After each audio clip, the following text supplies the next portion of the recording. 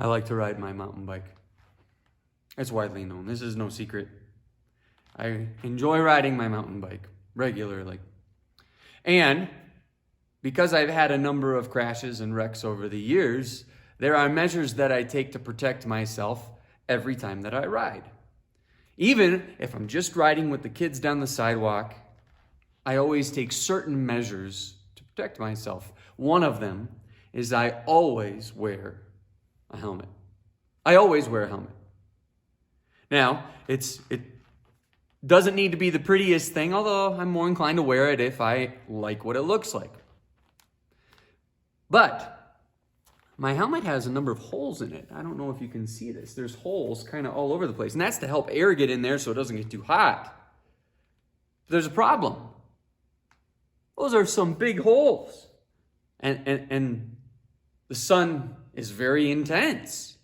And so I've had to take other measures to protect my head. I also wear a skull cap.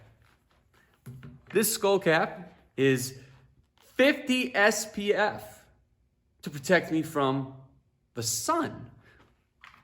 This protects me from rocks and trees and hard objects, but it doesn't do a great job of protecting me from the sun.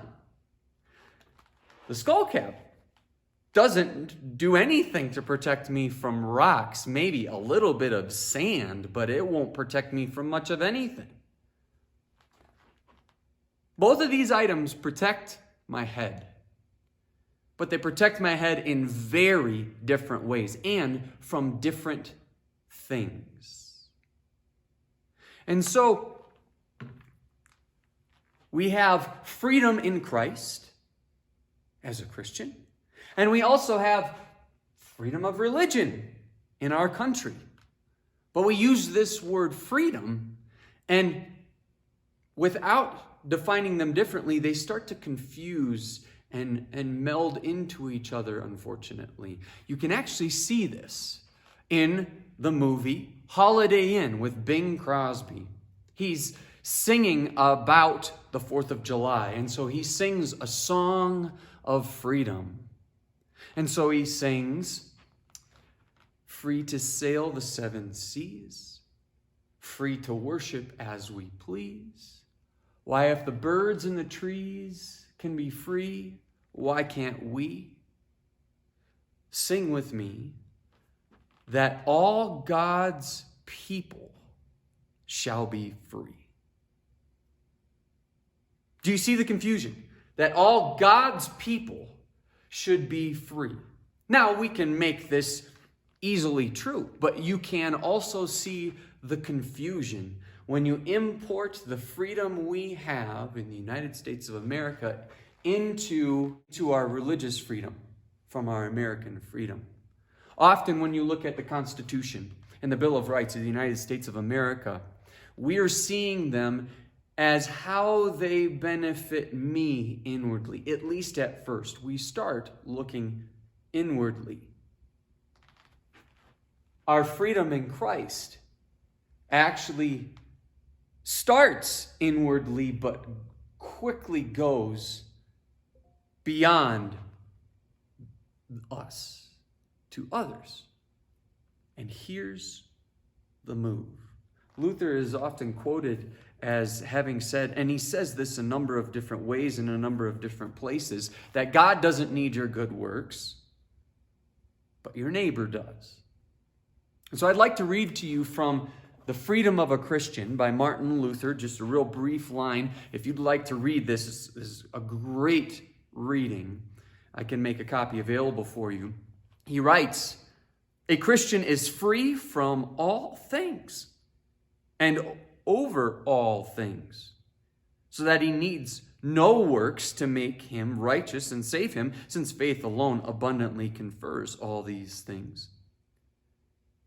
Should he grow so foolish, however, as to presume to become righteous, free, saved, and a Christian by means of some good works, he would instantly lose faith and all its benefits. So, Does our freedom in Christ have anything to do with our good works? Can we even say that? Can we talk about doing good works? Well, first we need to establish that we're free. So we're going to go to Romans chapter 8, verse 1. And in Romans chapter 8, verse 1, we hear Paul say, "There is therefore now no condemnation for those who are in Christ Jesus." You're free. You do have freedom. And if you want to continue to read that, verses 31 through 39, explain that even more. But let's go to Colossians chapter 2, 13 through 14. "And you who were dead in your trespasses and the uncircumcision of your flesh, God made alive together with him, having forgiven us all our trespasses by canceling the record of debt that stood against us in its legal demands. This he set aside, nailing it to the cross." You have freedom in Christ from the requirements of the law because Christ did it for you. So you are free in the truest sense, but there's something that comes after this freedom. And we wonder, where did Luther get this concept of God does not need your good works? Your neighbor does. He gets it from Jesus. Matthew chapter 5, he's just finished giving all the Beatitudes. He tells them that they are salt and that they are light. And then Matthew chapter 5, verse 16. "Let your light shine before others so that they may see your good works and give glory to your Father who is in heaven." Now, this is where Luther then develops this idea that we stand before God. In the Latin, it's coram Deo. In the eyes of God, we are free because of Jesus Christ. But given what Jesus just said, your good works for the benefit of your neighbor, enter in how you exercise your freedom to another human. This is called in Latin coram mundo, how we stand in the eyes of the world and how we treat the people around us. Now, the world doesn't have this category. It doesn't have coram Deo, how we stand in the eyes of God. That is strictly something that Christians are concerned with, not the government. But Jesus says that you can win people to the kingdom by serving them. And these are not things that you do for your own salvation. You're already free. You do them because you're concerned for theirs, in their body and their soul.